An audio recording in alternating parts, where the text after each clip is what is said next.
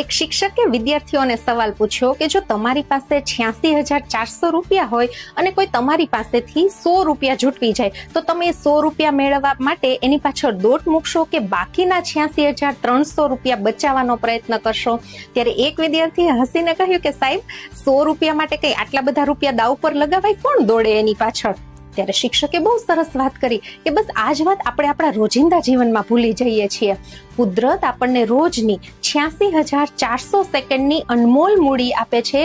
એમાંથી કોઈ વ્યક્તિ આવી અને આપણા 100 સેકન્ડ બગાડે, જેમ કે કોઈ આપણી પર ગુસ્સો કરી જાય, કોઈ નારાજ થઈ જાય કે ક્યારેક કોઈક બે વેણ કડવા કહી જાય, અને આપણે એ 100 સેકન્ડની પાછળ આપણી બાકીની આખી 86,300 સેકન્ડ ચિંતા કરવામાં, અફસોસ કરવામાં અને કદાચ એ જ વેણ કડવા મનમાં રાખવામાં વેડફી નાખીએ છીએ. મિત્રો, જીવનમાં દરેક વાતનો જવાબ આપવો જરૂરી નથી હોતો.